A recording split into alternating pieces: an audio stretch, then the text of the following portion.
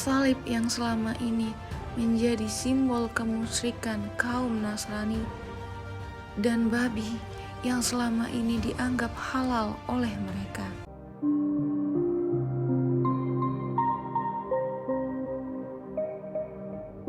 Assalamualaikum warahmatullahi wabarakatuh. Menjelang hari kiamat, Nabi Isa alaihissalam akan turun bersama 70.000 malaikat sebagai jawaban dari doa yang dipanjatkan Imam Mahdi kala terkepung oleh Dajjal dan pengikutnya. Keterangan ini disandarkan dari surah An-Nisa ayat 159.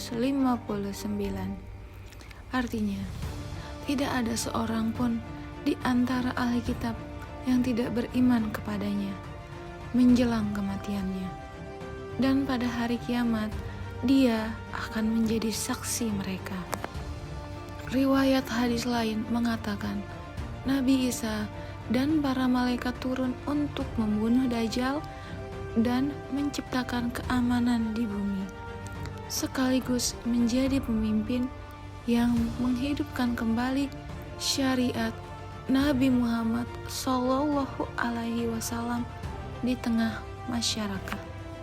Nabi Isa turun ke bumi untuk kedua kalinya di Menara Putih Damaskus. Hal ini juga sudah dijelaskan dengan jelas dalam hadis. Di dalam hadis sudah disebutkan bahwa Nabi Isa akan diturunkan kembali di atas Menara Putih Damaskus, dan kedua tangannya akan memegang bahu kedua malaikat yang mendampinginya. Napas Nabi Isa tak dapat dicium oleh para pengikut Dajjal, dan Nabi Isa akan mencari lalu membunuh Dajjal di pintu Lut. Setelah sukses membunuh Dajjal, Nabi Isa berangkat untuk mendatangi sebuah kaum yang dilindungi oleh Allah dari Dajjal, dan dirinya menceritakan terhadap kaum yang dilindungi Allah itu mengenai derajat mereka nanti di surga. Lalu, mengapa bukan Rasulullah Shallallahu Alaihi Wasallam yang membunuh Dajjal? Sebab beliau sendiri bersabda, jika Dajjal telah keluar dan saya masih hidup, maka saya akan membela menjaga kalian. Namun Dajjal keluar sesudahku. Hadis riwayat Ahmad. Mengapa Nabi Isa kemudian ditugaskan membunuh Dajjal? Nabi Isa tidaklah dibunuh dan disalib sebagaimana prasangka orang-orang Yahudi dan Nasrani. Namun Nabi Isa diangkat oleh Allah Subhanahu wa Ta'ala. Sedangkan orang yang disalib saat itu adalah laki-laki yang diserupakan dengan Nabi Isa. Dan karena ucapkan mereka orang-orang Yahudi, sesungguhnya kami telah membunuh Al-Masih Isa putra Maryam, Rasul Allah. Padahal mereka tidak membunuhnya dan tidak pula menyalibnya, tetapi yang mereka bunuh ialah orang yang diserupakan dengan Isa bagi mereka. Quran Surat An-Nisa ayat 157.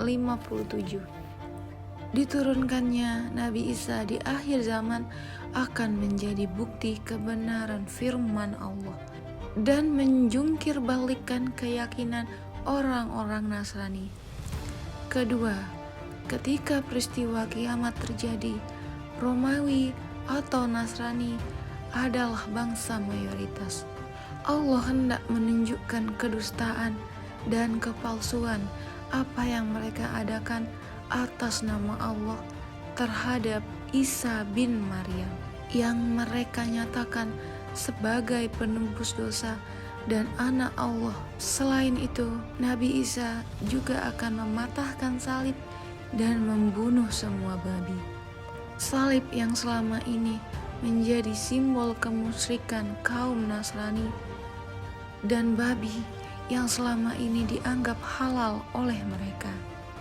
Rasulullah Shallallahu Alaihi Wasallam bersabda, tidak ada nabi yang hidup antara masaku dan Isa.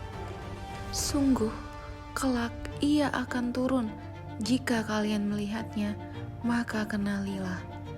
Ia adalah seorang laki-laki yang sedang, tidak tinggi dan tidak terlalu pendek, berkulit merah keputih-putihan. Beliau memakai di antara dua kain berwarna sedikit kuning. Seakan rambut kepala beliau menetes meski tidak basah. Beliau akan memerangi manusia hingga mereka masuk ke dalam Islam. Beliau akan menghancurkan salib, membunuh babi, dan menghapus jizyah. Hadis riwayat Abu Daud. Ketiga, Allah hendak menunjukkan kepada orang-orang yang mengada-ngadakan agama dan keyakinan Trinitas bahwa hanya Islamlah yang diridhoi Allah Subhanahu wa Ta'ala, sehingga Allah menurunkan nabi yang mereka anggap Tuhan untuk memperkuat bahwa hanya Islamlah agama yang benar, sebagaimana hadis tadi.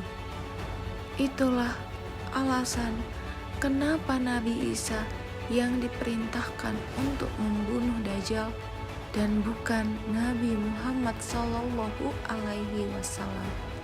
Wallahu a'lam bishawab. Waalaikumsalam warahmatullahi wabarakatuh.